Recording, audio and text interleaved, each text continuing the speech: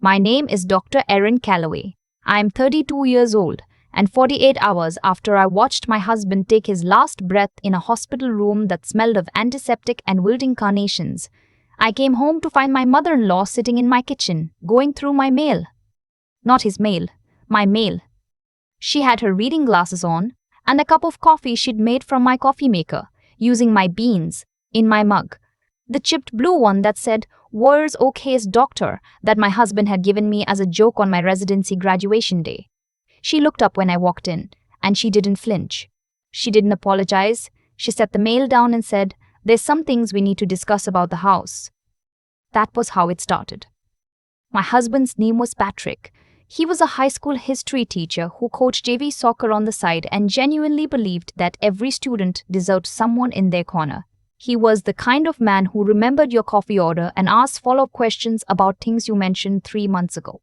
He was quiet in the way that deep rivers are quiet, still on the surface, enormous underneath.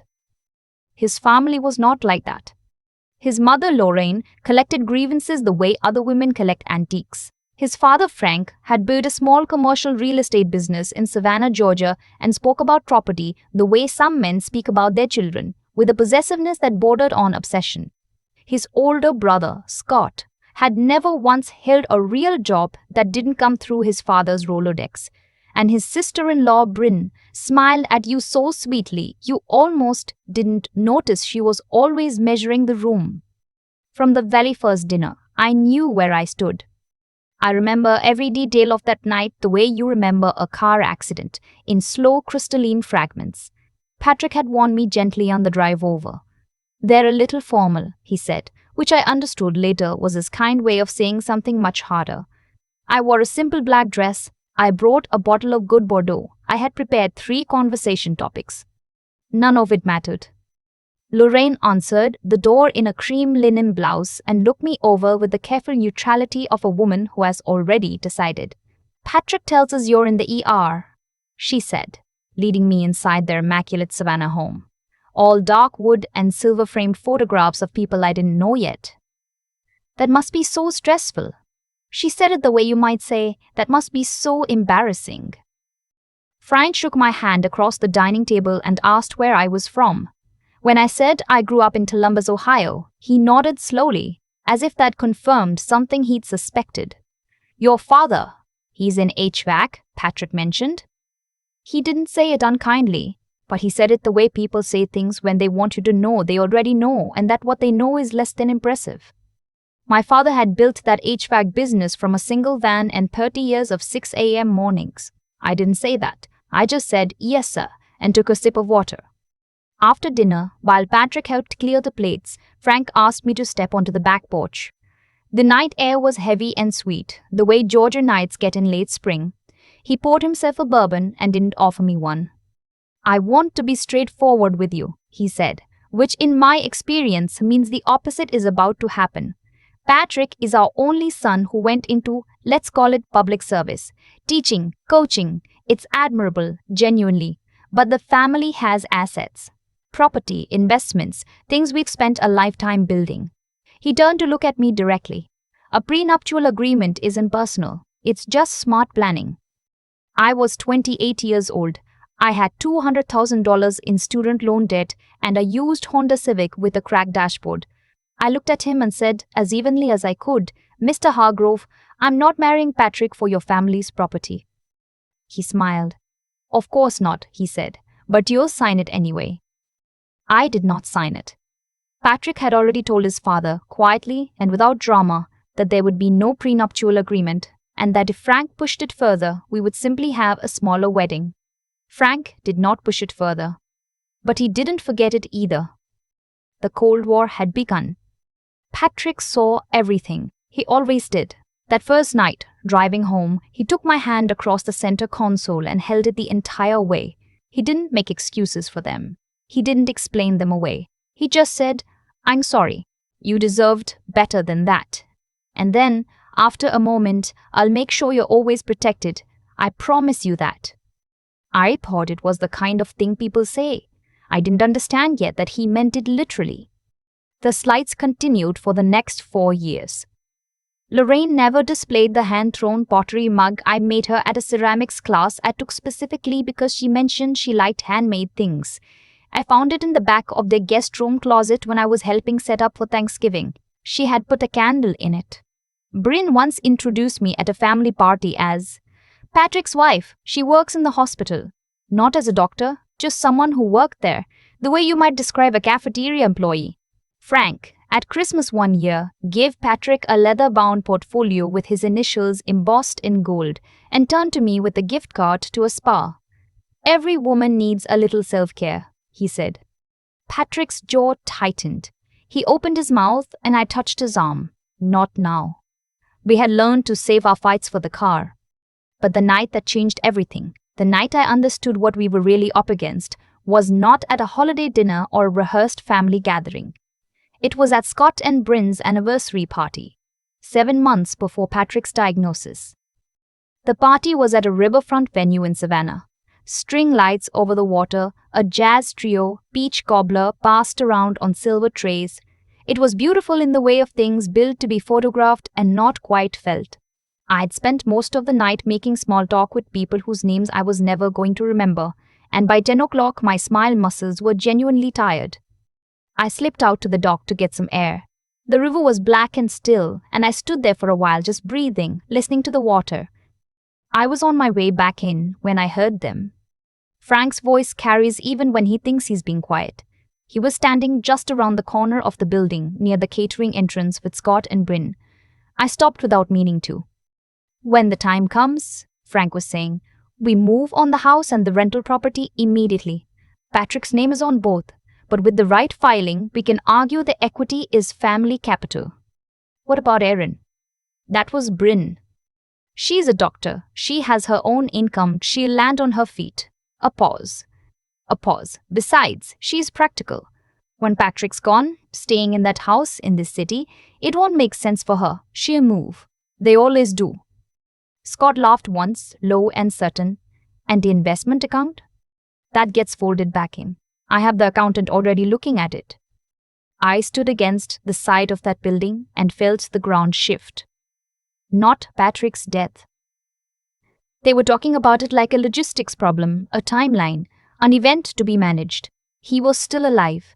He was inside right now, eating peach cobbler and laughing at something the band leader said, and his family was on the other side of this wall, dividing him up. The drive home was silent for a long time. Then I told him. All of it exactly as I had heard it, without softening a single word, because I had decided on that dock that Patrick deserved the whole truth.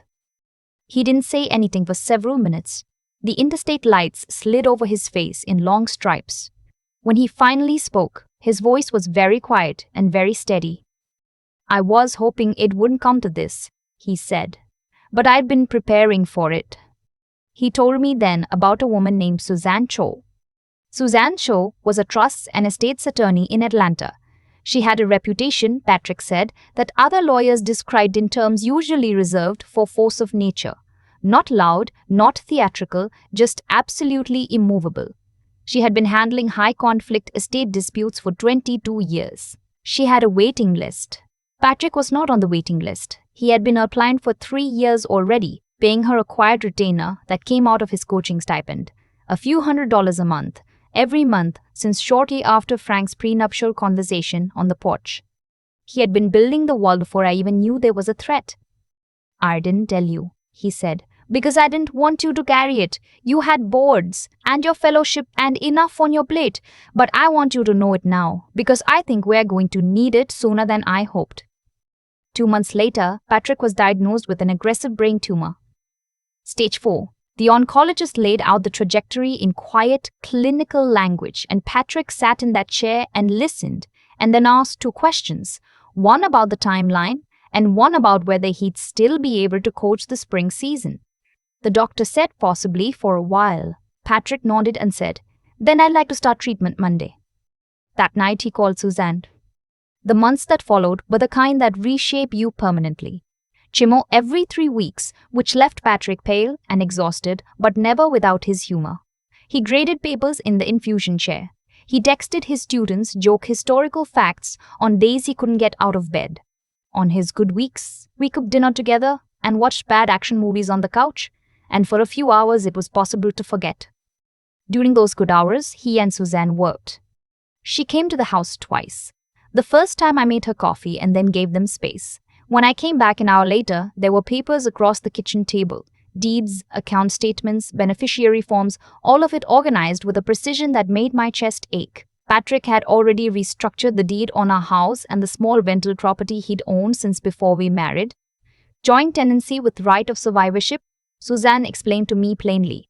The moment Patrick passed, ownership transferred to me automatically. No probate, no contest, no window for Frank's accountant to make arguments about equity. The second time Suzanne came, she brought a notary. Patrick also told me about the will. Suzanne had drafted it to cover every remaining asset. The investment account, his car, his grandfather's watch, the complete set of first edition Steinbeck novels he'd been collecting since college. Everything to me explicitly, by name, signed in front of two independent witnesses. And then he showed me the third layer. It was a sealed letter, my name on the front, in his handwriting, which I will never be fully prepared to see again anywhere. He explained that for the past 3 years, every time a member of his family had said or done something designed to diminish me, he had written it down. Dated. Specific. Verbatim, when possible. The prenuptial demand. Every introduction that left out the word doctor. The gift card while everyone else got something chosen with thought. The evening Frank walked to our house when we'd invited the family for dinner and commented on the square footage, running his hand along the walls the way a buyer does. Suzanne has the original, Patrick said, notarized. Her instructions are to read it out loud to them if they make any move against you after I'm gone. Not to send, not to mail. Out loud, in the room. I couldn't speak for a moment. He had been watching all those years. Quietly, carefully, without making me feel observed or fragile. He had collected every wound they'd given me and held it, waiting. Patrick. Don't, he said, not unkindly. You'd have done the same for me. He was right, I would have. He also added what Suzanne called a no contest clause, which she walked me through with the methodical patience of someone who has seen exactly what grief does to people who aren't prepared. If any party attempted to challenge the will in court, they were automatically removed from any potential inheritance they might otherwise have been entitled to. It was a trap for the arrogant, she said, with a small and entirely professional smile. Patrick died on a Thursday morning in October, with the window cracked because he'd asked to hear outside. I held his hand. There was no dramatic final speech. The last thing he said to me 2 days before was, "The Steinbecks go on the shelf in the study, not in storage. I mean it." I laughed. He smiled. That was enough. His family arrived for the funeral with the practiced grief of people who are also conducting an assessment. Scott shook hands with people I'd never met.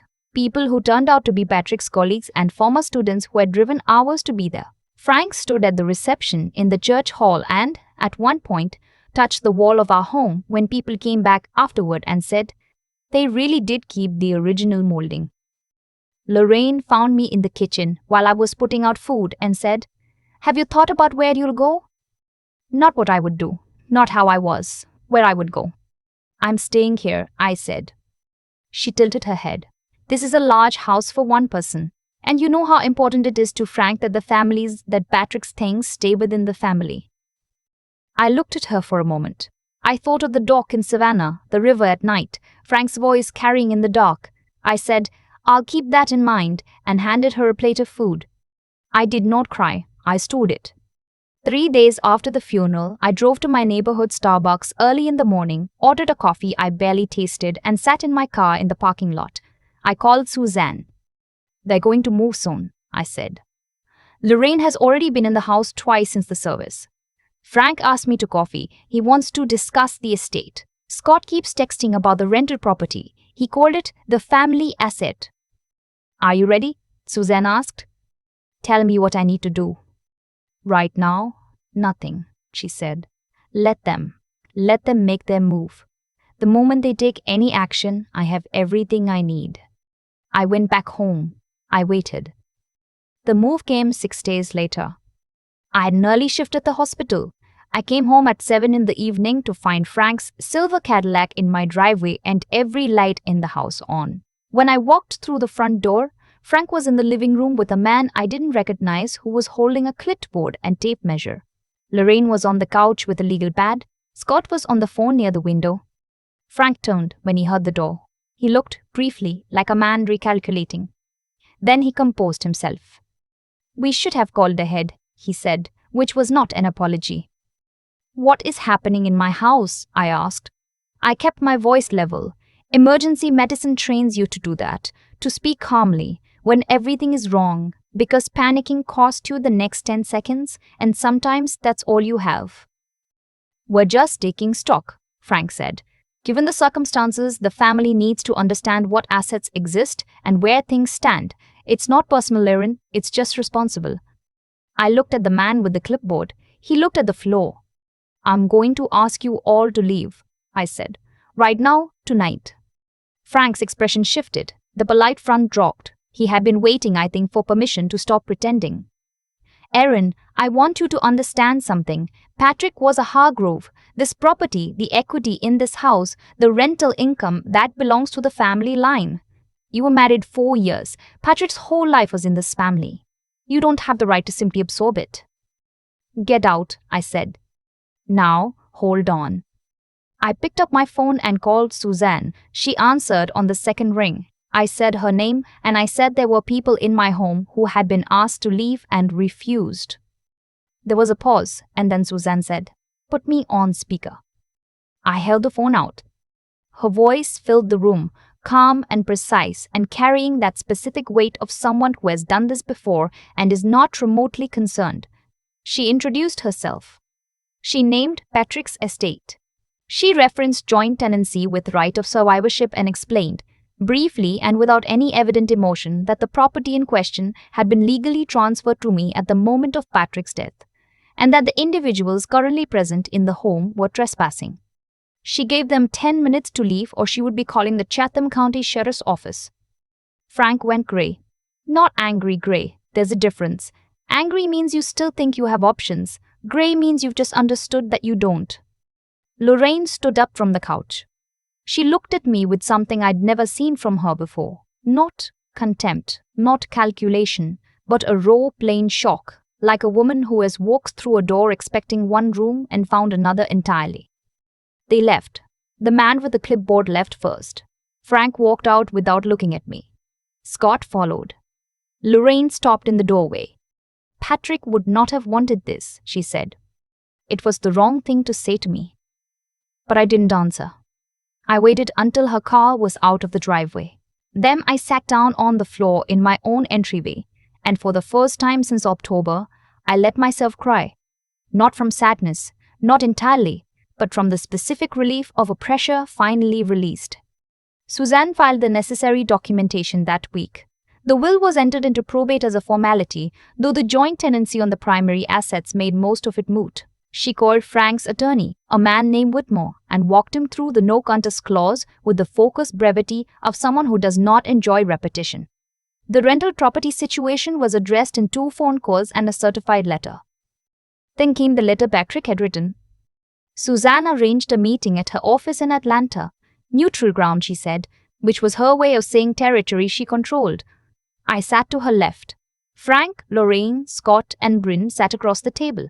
A conference room with a long glass table and a view of Peachtree Street below. Suzanne placed the sealed envelope in the center of the table. She explained, without preamble, what it was and that Patrick's instructions were explicit. Then she opened it. She read it straight through without inflection, which somehow made it worse. Patrick had addressed each of them in turn. To Frank, he wrote about the porch in Savannah, the bourbon. The question about my father. He wrote that his father had reduced the woman Patrick loved to a financial variable, and that in doing so, Frank had revealed something about what he valued and what he didn't. He wrote that the prenuptial conversation was the moment Patrick had understood that his father's love came with conditions, and that he had spent the years since making sure his wife never had to depend on anyone who would attach conditions to caring about her. To Lorraine, he wrote about the pottery mug, about introducing me as Patrick's wife, about the years of careful, deniable diminishment. He wrote, "You made her feel like a guest in your family for 4 years. I watched it happen and I spent every one of those 4 years making sure she knew that she was my family, completely, without reservation. She is more of a family to me than any bloodline has a right to claim." To Scott and Bryn, he wrote about the anniversary party. He wrote that he had known for years that his brother saw Patrick's life primarily as an asset to be eventually distributed, and that he was not angry about it anymore, only very tired of it anymore, and that he wanted Scott to know that Patrick saw him clearly and had simply decided to live his own life in full view of that. Lorraine had her hand over her mouth. Bryn was staring at the table. Scott was very still. Then Patrick's letter said, "Erin is a doctor who works 12-hour shifts and then comes home and makes dinner and asks how everyone's day was and remembers the names of your friends' children. She is the most genuinely good person I have ever known. She did not marry me for your property. She married me because she loved me, and I need you to sit with the knowledge that you spent 4 years treating someone like that as though she were a liability, and that you will have to decide what to do with that." Frank had not moved. He was looking at the table the way a man looks when the thing he built has just publicly failed. The final line, which Suzanne read slowly. "This house was ours. What we built in it was ours. You do not take a home from someone who has already lost the most important thing in it." The room was quiet for a long time. Suzanne collected the letter, placed it back in the envelope, and folded her hands on the table. "Are there any questions about the estate documents?" she asked, as if she had just finished a routine presentation. There were no questions. 2 months later, Frank sent a formal letter, typed on Hargrove Properties letterhead, signed at the bottom. It was written in the language of lawyers and liability. Phrases like, "in the interest of resolution," and "acknowledging the complexity of grief." Inside the envelope was a check for $50,000. I read the letter once. I read the check once. Then I put both in my desk drawer and I went to the hospital for my shift, and I thought about it all day between patients. That evening, I took them out again. I held the check under my desk lamp for a moment. My father's handwriting would never look like that. My father's money was in the calluses on his hands and the 15-year-old truck he kept because it still ran. I thought about him. I tore the check in half. Then I tore it in quarters. Then I put the pieces back in Frank's envelope with the letter and sealed it. And the next morning I wrote his address on the front and mailed it back with no note. I kept the house. I kept the rental property. Patrick's investment account, which turned out to be considerably more than I had known, went into a fund I set up in his name at his school district, the Patrick Hargrove Memorial Scholarship, awarded every year to a student who demonstrates, in the words of the application, the belief that history is not what happens to other people. His students named it. I just wrote the check. One evening, about 4 months after the meeting in Atlanta, I was in Patrick's study, our study now, though I still think of it as his, going through a box of his things I'd been avoiding. Old journals, teaching notes, a folder of letters from former students that made me cry in the good way. At the very bottom of the box, under a broken mechanical pencil and a Charleston River Dogs bobblehead, was an envelope I had never seen. It was sealed. My name on the front in his handwriting. I sat down on the floor right there and opened it.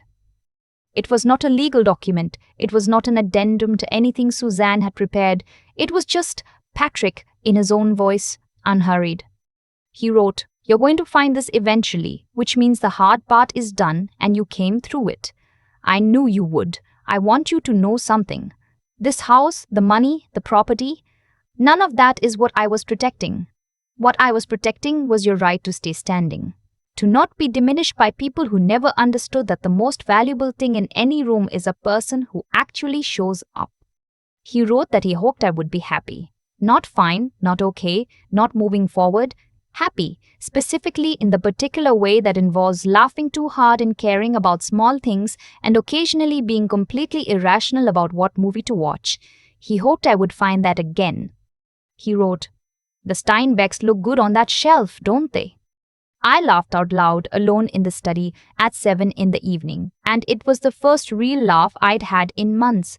It was the kind that surprises you, the kind that reminds you that you're still here and that being still here is not nothing. I put his letter on the shelf, next to the Steinbecks. I still work the year. I still come home to this house, which is quieter than it used to be, but not empty, different. Patrick's things are still in the study. His jacket is still on the hook by the back door, which I know is not a healthy long-term plan, but it's winter, and I'm taking it one thing at a time. The scholarship sent me photos last spring of the first recipient, a junior named May who wants to study international relations and wrote in her application about how her teacher made her feel like the things she thought about actually mattered. I printed the photo and put it on the fridge. Frank and Lorraine have not contacted me since the meeting in Atlanta. I don't know what they do with that. That's not mine to carry. What I carry is this. Patrick spent years building a quiet fortress around someone he loved. He did it without fanfare, without asking for credit, without ever once making me feel like I needed protection. He just made sure that when the moment came, I was not alone. That's the thing about being loved well. You don't always know it's happening. You just look around one day and realize someone built something for you and that it held. There's a moment I keep coming back to. Patrick in the passenger seat of his own car because he was too tired to drive, telling me quietly that he had been meeting with a lawyer for 3 years. 3 years of quiet, careful work that I knew nothing about. Not because he was hiding it from me, but because he didn't want me to carry it. That's the part I can't stop thinking about. The deliberateness of it. The patience. What Frank never understood, what I think people like him fundamentally cannot understand, is that the thing he was trying to take was never the house.